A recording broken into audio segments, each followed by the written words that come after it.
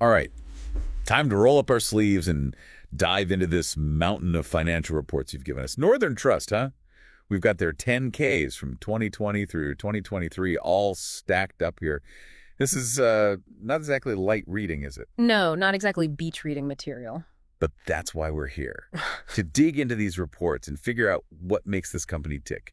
So where do we even begin with a financial giant like Northern Trust? Well, I think the first thing to understand is that Northern Trust isn't your typical bank, the kind you see on Main Street. They're not worried about handing out car loans or mortgages. Right. Northern Trust operates in a whole different world. They cater to a very specific clientele, primarily large institutions and the ultra wealthy. Okay, so think like massive pension funds, big corporations, maybe even entire countries. Exactly. And when you look at their 10Ks, you see it boils down to two main areas: asset servicing and wealth management. And just to be clear, because I'll admit, those terms sound a bit,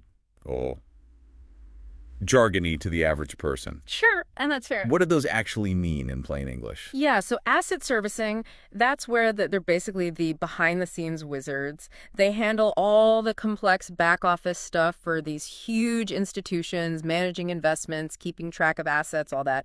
It's the nuts and bolts of the financial system. Really the nuts and bolts for, like, trillions of dollars in assets, right? Trillions. It's mind-boggling when you think about it. It really is. I mean, trillions. Can we even put that into perspective? Like, how much is $1 trillion, really? It's more than most people can even fathom. Imagine, say, the entire economy of a country like Canada. Northern Trust manages a sum larger than that. So they're like the puppeteers behind the curtain of global finance, making sure everything runs smoothly. In a way, yes. They're the unseen force managing these massive sums, and most people have no idea they even exist. And this asset servicing side, that's the real moneymaker for them. More so than, say, the wealth management side, where they're dealing with, I don't know, someone who wins the lottery. You've got it. Their bread and butter by far comes from keeping the gears turning for these financial behemoths, not so much from managing money for individuals. Fascinating. Okay, so Northern Trust is moving these mountains of money around, managing assets for these huge institutions, but they're not doing it in a vacuum, right? Like, what are the external forces, the things they can't control that can impact a company like this? Right. They can't control everything. What are the plot twists in the story of Northern Trust? Well, you've got to remember, they're operating in a global financial system. And one of the biggest drivers, the things that can really shake things up, is interest rates. Interest rates, yeah. Those have been a wild ride lately. Even I know that. Exactly. And for a company like Northern Trust, interest rates are huge. It's all about what they do with those trillions of dollars they're managing. Because it's not like they're just sitting on it. Right. A good chunk of that money is being invested. They're earning interest on those investments. So when interest rates go up, Northern Trust makes more money. Sounds pretty straightforward. It does, but it's important to remember the flip side of that. When interest rates were near zero, which they were for a while there during the pandemic, Northern Trust's interest income took a hit. Ah, so it's a double-edged sword. Exactly. And then you throw in market volatility on top of that. Oh, right. Like that crazy time back in 2020 when the pandemic first hit and the market just went haywire. Exactly. And their 10Ks from that year, they really highlight just how big of an impact that had. So how does a volatile market like that affect a company like Northern Trust?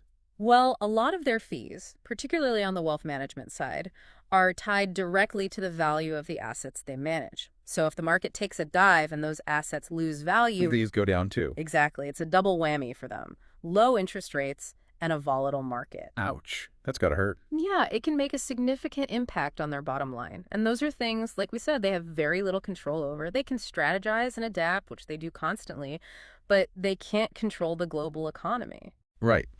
Now, speaking of things they can't control, let's talk about regulations. I got to be honest, when I got to the sections about Dodd-Frank and Basel III, my eyes started to glaze over a bit. Yeah, those regulations, they're notoriously dense, even for people in finance. Can you give me, like, the plain English version of what those are all about? Sure. In the simplest terms, those regulations, they're designed to make the financial system safer, more stable. Which sounds like a good thing. Yeah, who doesn't love safety and stability? Right. But for a company like Northern Trust, those regulations, particularly Basel III, have meant stricter capital requirements. Okay, so capital requirements, what does that actually mean? Break it down for me. It essentially means they have to keep more money on hand. in reserve. Think of it like having a bigger safety net, which is great for stability, but it also can affect how much money they can lend out or invest, which impacts their profits. So it's this balancing act between being safe and sound, but also being able to actually make money. You got it. It's a constant juggling act. And regulations are more of a slow, steady pressure compared to the immediate punch of something like a volatile market or changing interest rates. That's a great way to put it. They're a constant factor in the background that Northern Trust always has to be aware of.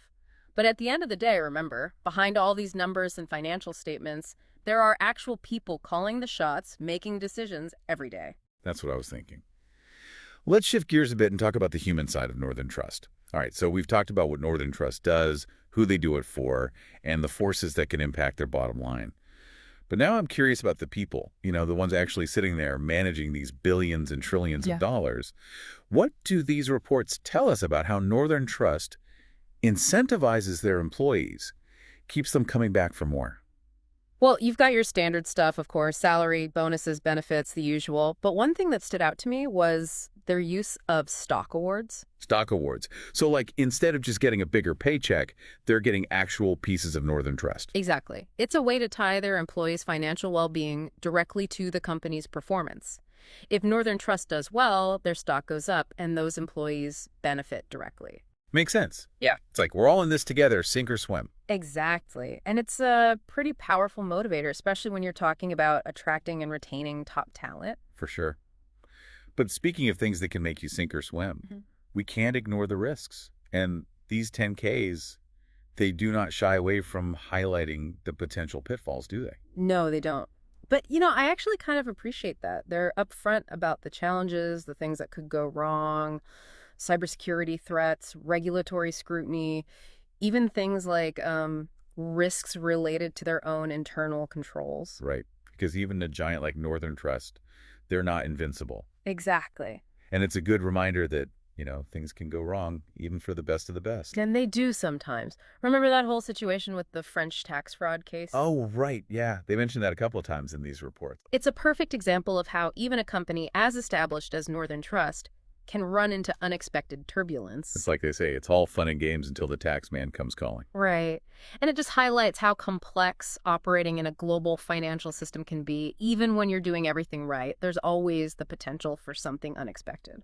So after all this, after diving deep into these 10Ks, what's the biggest takeaway for someone like me, someone who's, maybe not a financial expert? Yeah. What should I be thinking about when I hear about Northern Trust or see one of these reports in the future? I think the biggest thing to remember is that numbers don't tell the whole story. Okay. To really understand a company, you have to look beyond just the balance sheets and income statements. You have to consider the broader context, the regulatory environment, the competitive landscape, what's happening with technology. Even geopolitical events can play a role. So it's like piecing together a puzzle. Exactly. And you're always looking for those pieces that help you see the bigger picture. That makes sense. So any final pieces of the puzzle we should be looking out for with Northern Trust? Well, one thing that caught my eye, and speaks to their long-term strategy, is their mention of seed capital investments. Right. Yeah, they do talk about that. Putting their money where their mouth is, I guess. Precisely. They're not just content with managing existing assets. They're actively seeking out new opportunities, new areas where they can potentially grow and innovate. It's a sign that they're not just trying to keep up with the future, they're trying to shape it. That's fascinating. It's like they're planting seeds for future growth. Well, there you have it. We dove headfirst into the world of Northern Trust, explored their business model, the forces that shape their world, and even got a glimpse of their vision for the future. Who knew 10Ks could be so revealing?